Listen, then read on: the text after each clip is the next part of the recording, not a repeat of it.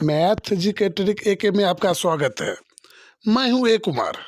संख्या पद्धति जिसे हम शॉर्ट ट्रिक के माध्यम से देखेंगे। यदि आपके पास पेन ना हो, ना ही आपके पास कोई कागज हो, तो भी इस तरह के सवाल को आप चुटकियों में 2 से 4 सेकंड के अंदर सोल्व करेंगे। इस तरह का सवाल हर एग्जाम में पूछा जाता है।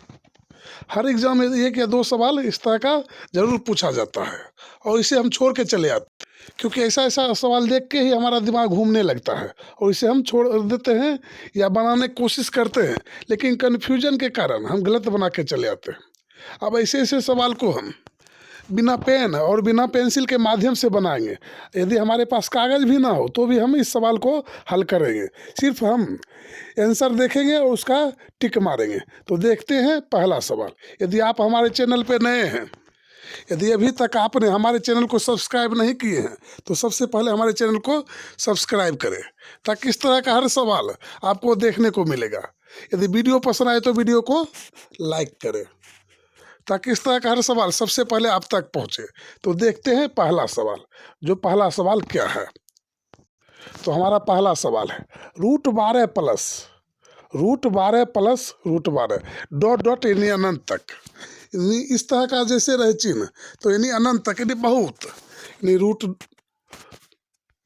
यानी अनंत तक, यानी √12 देखिए यहाँ पर है और यहाँ पर भी √12 है और √12 यहाँ पर भी है, लेकिन सभी में प्लस लगा हुआ है। और यहाँ अनंत का चिन्ह है, जो यानी आप √12 10 बार भी लिख सकते हैं, √12 प्लस 15 बार भी लिख सकते हैं या 100 बार भी लिख सकते हैं। जितना बार भी अनंत तक हो, तो इसे हम एक ट्रिक के माध्यम से देखेंगे। तो सबसे पहले हम देखेंगे जो यहाँ अंक है, सभी में देखते हैं जो एक अंक है कॉमन है, इसमें भी 12 है, इसमें भी 12 है और इसमें भी 12 है।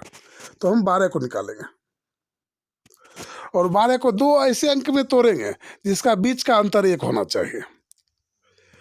यानी 2 ऐसे अंक में हम तोड़ेंगे जिसका बीच के अंतर 1 होना चाहिए। तो हम सबसे पहले 12 को हम तोड़ते हैं। तो 6 गुना 2 जब हम तोड़ते हैं तो हमारा हो जाता है 12। 12 तो हो गया, लेकिन यहाँ बीच का अंतर देखिए, 2 और 6 के बीच का अंतर होता है 4। 2 से 4 तक 6 तक जाने में हमारा 4 का अंतर हो जाता है।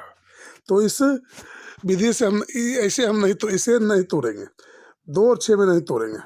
फिर हम देखते हैं 12 को कौन सा अंक में हम तोड़ सकते हैं। तो 3 गुना 4 जब हम तोड़ते हैं तो ये हमारा हो जाता है 12। तो यहाँ पर देखिए 3 और 4 के बीच जाने में हमें मात्र 1 का अंतर होता है।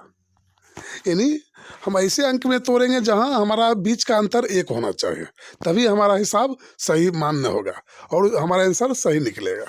तो यहाँ पर देखिए 3 और 4 के अंतर में हम तोड़ेंगे तो हमारा बीच का अंतर होगा 1 होगा। तो यहाँ पर हमारा हो गया 3 गुना 4। तो यदि प्लस लगा है सवाल में, यदि प्लस लगा है तो हम बड़ा वाला को चुनेंगे। सवाल में देखिए अब प्लस लगा हो 12 प्लस, तो जो बड़ा होगा वही हमारा आंसर होगा, यानी 4। तो हमारा आंसर हो जाएगा 4। यदि इसी में माइनस लगा रहता हो 12 माइनस, तो हमारा छोटा वाला आंसर होता है, यानी 3 होता। तो फिलहाल यहाँ पर प्लस लगा हुआ है 12 प्लस, तो हमारा आंसर हो जाएगा 4। तो हमारा आंसर फिलहाल है ए। तो देखते हैं इसी तरह का अगला सवाल। तो नेक्स्ट हमारा अगला सवाल है 6 प्लस √6 प्लस √6 प्लस √6 यानी डॉट डॉट अनंत तक। अनंत तक का मान क्या होगा, यानी बहुत बार लिखा जाएगा, चाहे जितना बार आप लिख सकते हैं। तो इसका मान क्या होगा, तो इसे भी हम उसी विधि के द्वारा हल करेंगे। तो सबसे पहले हम देखते हैं, हमारा अंक है 6 प्लस 6 है और प्लस में है, तो 6 को हम लिखेंगे और इसे 2 ऐसे अंक में तोड़ेंगे जहाँ बीच का अंतर हमारा 1 होना चाहिए। तो यहाँ पर हम 2 गुना 3 करते हैं तो हमारा हो जाता है 6। हमें इतना लिखना नहीं है, हम 1 से 2 बार बनाएंगे तो हम इस सवाल का हल दिमाग में भी कर सकते हैं। हमें ना पेन का ज़रूरत पड़ेगा, ना ही पेपर का ज़रूरत पड़ेगा। तो हमारा बीच का अंतर देखिए, यहाँ पर 2 से 3 तक जाने में 1 आता है, 2 1 3, यानी बीच का अंतर भी यहाँ पर हो रहा है 1। और हमारा खंडन करने के बाद आता है 6, तो यहाँ बीच का अंतर भी हमारा हो गया 1। तो इसमें अगर प्लस है तो सबसे बड़ा वाला हमारा आंसर होगा। तो यहाँ पर देखिए प्लस लगा हुआ है, तो बड़ा वाला हमारा आंसर हो, प्लस है 6 प्लस, तो इसमें जो सबसे बड़ा होगा वही हमारा आंसर होगा। तो सबसे बड़ा यहाँ पर है 3, तो हमारा आंसर हो जाएगा 3। इसे हम 2 को नहीं सेलेक्ट करेंगे, 2 हमारा आंसर नहीं होगा, इसमें हमारा आंसर होगा 3, जो हमारा आंसर होगा बी। इसे इजीली आप बिना पेन के सहायता से आप ऐसे देखेंगे, जो यदि प्लस यहाँ पर है तो इसे मन में ही तोड़ लेंगे, 3 दूना 6, तो हमारा आंसर क्या हो जाएगा 3, क्योंकि यहाँ तो प्लस है। तो देखते हैं अगला सवाल। तो हमारा अगला सवाल है √56 प्लस √56 प्लस √56 प्लस, यानी अनंत तक, डॉट डॉट करके अनंत तक है, इसका आंसर क्या होगा। तो यहाँ पर है 56 है लेकिन प्लस में है, यहाँ पर 56 है और प्लस में है, तो सबसे पहले हम 56 को लिखेंगे और देखेंगे इसका खंडन करके, लेकिन इसका बीच का अंतर होना चाहिए हमारा 1। तो यदि हम 14 को 4 से गुना करते हैं तो हमारा हो जाता है 56, 14 चौक 56, 56 तो हमारा हो जाता है, लेकिन इसके बीच का अंतर हमारा 10 होता है। देखिए, यानी 14 10, 4 में यानी 10 हम जोड़ेंगे तब 14 हमारा होगा, ये बीच का अंतर हमारा होता है 10, तो ये हमारा नहीं होगा। यदि हमारा इसमें 14 आंसर भी रहता तो भी नहीं होता। तो इसे हम कोई ऐसा ट्रिक लगाएंगे जिसमें हमारा बीच का अंतर 1 होना चाहिए। तो 7 चौक 28, जब हम 56 को 8 और 7 में तोड़ेंगे तो देखिए 7 गुना 8, जब हम 7 गुने 8 करते हैं तो हमारा होता है 56, 8 सते 56। और यहाँ पर हम देखते हैं तो बीच का अंतर भी हमारा 1 होता है, ये दोनों बीच का अंतर 7 से 8 जाने में हमारा अंतर हो जाता है 1, तो हम 1 लिख देंगे। 1 लिखेंगे नहीं, ये सब आपको हम बता रहे हैं। हम आप 1 से दोबारा बनाएंगे तो इसे लिखने का कोई ज़रूरत पड़ेगा ही नहीं। तो इसमें सबसे बड़ा जो है, क्योंकि हमारा प्लस में है, तो सबसे बड़ा जो होगा वही हमारा आंसर होगा। तो यहाँ पर आपका आंसर हो जाएगा 8, क्योंकि ये बड़ा वाला है, लेकिन यह ऑप्शन में हमारा 8 है ही नहीं, तो यहाँ पर हम फिलहाल ई बना देते हैं और ये हमारा हो जाएगा 8, क्योंकि यहाँ टाइपिंग में थोड़ा गड़बड़ी हो गया, तो हमारा आंसर हो जाएगा 8। तो देखते हैं अगला सवाल। तो यहाँ पर अगला सवाल है √6 माइनस √6 अनंत तक, नहीं डॉट डॉट का चिन्ह है, अनंत तक का आंसर क्या होगा। तो इससे पहले हमारा था जो था सवाल में प्लस था, लेकिन यहाँ पर आ गया है माइनस, तो इसे भी वो वैसे ही हम बनाएंगे, लेकिन इसमें छोटा वाला को लिखना है। इससे पहले हम जो बड़ा मान आता था उसे लिखते थे, लेकिन यहाँ पर हम छोटा वाला को लिखेंगे। तो 6 को फिर वैसे ही कोई अंक में तोड़ेंगे, तो 2 गुना 3, जब हम तोड़ते हैं तो हमारा आता है 6, और यहाँ पर बीच का अंतर भी हमारा हो जाता है 1। तो इसमें सबसे छोटा है, क्योंकि यहाँ माइनस का चिन्ह है, यहाँ पर देखिए माइनस का चिन्ह है, यहाँ पर भी माइनस का है, तो जो सबसे छोटा होगा वही हमारा आंसर होगा। तो छोटा है हमारा यहाँ पर 2, तो हमारा आंसर हो जाएगा 2। तो फिलहाल हमारा आंसर हो गया सी। तो नेक्स्ट हमारा अगला सवाल √5 प्लस √5 प्लस डॉट डॉट यानी अनंत तक का मान क्या होगा। इससे पहले जो था जिसका हम खंडन आसानी से कर रहे थे, लेकिन यहाँ तो ऐसा अंक आ गया जिसका हम खंडन कर ही नहीं सकते, तो इसे हम क्या करेंगे। तो यहाँ पर ये देखेंगे जो चिन्ह क्या है, तो यहाँ पर चिन्ह है प्लस का चिन्ह है। तो 5 से जो आगे होगा, 5 से जो अंक आगे होगा उसे हम चुनेंगे। तो 5 के बाद हमारा आता है 6 7 8 9 10, यानी कुछ भी अंक आ सकता है, कोई भी अंक हम ले सकते हैं और उसको खंडन करेंगे और बीच का अंतर हम देखेंगे जो 1 आता है कि नहीं आता। तो सबसे पहले हम देखेंगे जो इसका हम खंडन करते हैं, 6 का खंडन करते हैं। 6 का जब हम खंडन करते हैं तो आता है 2 गुना 3, 2 गुना 3 आता है, लेकिन यहाँ पर देखते हैं बीच का अंतर भी हमारा 1 आ जाता है और 6 हो जाता है। यानी 6 का हम जब खंडन करते हैं तो बीच का अंतर 1 होता है। यदि हम 7 का खंडन करते हैं तो इसका खंडन होगा ही नहीं। 4 का खंडन करते हैं तो 4 दूनी 8, 4 गुना 2, तो इसमें बीच का अंतर हमारा 2 हो जाता, तो ये होगा ही नहीं। ज़्यादा हमें जाना नहीं है आगे। अगर हमें सबसे पहले में मिल गया तो उसे ही हम खंडन करेंगे। तो यहाँ पर 6 में हमारा हो रहा है, रूल फॉलो हो रहा है। जो बीच का अंतर हमारा 1 निकल रहा है, तो देखिए निकल रहा। तो हमारा जो आंसर इसका होगा 2 एवं 3 के बीच होगा। इस तरह के सवाल में जब भी आपका आंसर रहेगा 2 एवं 3 के बीच या 2.5, 5, 4 कुछ भी रहेगा, यानी 2 से ज़्यादा और 3 से कम रहेगा, या 2 एवं 3 के बीच रहेगा। तो फिलहाल इसका आंसर हो जाएगा आपका सी, 2 एवं 3 के बीच। ऐसे सवाल में आपका आंसर आएगा 2 एवं 3 के बीच, या 2.3 या 4, 5 कुछ भी रह सकता है, लेकिन 3 पॉइंट कुछ होगा वो हमारा गलत हो जाएगा। देखिए यहाँ पर 3.8 है, 3 से ज़्यादा हमें नहीं होना चाहिए, 3 से कम होना चाहिए और 2 से ज़्यादा होना चाहिए। तो देखते हैं अगला सवाल। तो यहाँ पर √3 प्लस √3 का मान क्या होगा। तो इसे भी हम उसी तरह से बनाएंगे। तो यहाँ पर है प्लस, हम देख रहे हैं सवाल में है प्लस। तो सबसे पहले हम 3 से आगे, यानी प्लस है तो आगे हम लेंगे। 3 के बाद आता है 4, 5, 6, 7, 8, कोई भी अंक है ले लेंगे हम। और हम देखेंगे जो कौन ऐसा अंक है जिसका खंडन करने के बाद बीच का अंतर हमारा 1 होता है। जब हम 4 को हम खंडन करते हैं तो 2 गुना 2, तो बीच का अंतर यहाँ पर 0 आ जाता है। फिर हम 5 को खंडन करते हैं तो हमारा यहाँ 5 का खंडन होगा ही नहीं। फिर उसके बाद हम 6 को खंडन करते हैं, 6 को, तो यहाँ पर आता है 2 गुना 3। और यहाँ पर हम देखते हैं जो बीच का अंतर हमारा हो जाता है 1। तो ये हमारा रूल फॉलो कर रहा है, इससे हमारा हिसाब बन जाएगा। तो हम 6 को खंडन करेंगे, 2 गुना 3, तो हमारा देखिए 6 आ गया। तो इसका आंसर होगा 2.345 या कुछ भी हो सकता है, या 2 एवं 3 के बीच होगा। तो यहाँ पर हमारा है, देखते हैं 2 पॉइंट कुछ वाला कौन सा आंसर है। तो यहाँ पर हमारा आंसर है सी जो है इसमें है 2.8, यानी 3 से कम होना चाहिए।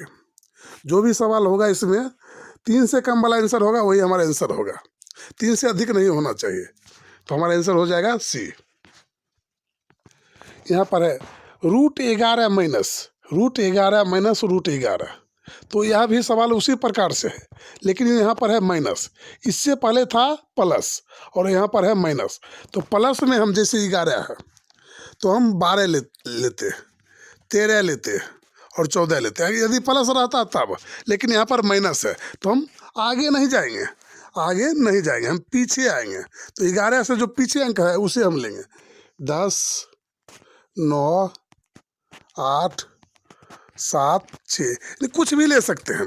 मन ही मन जोड़ेंगे कौन ऐसा अंक है जिसका बीच का अंक, यानी बीच का जो होगा 1 होगा अंतर।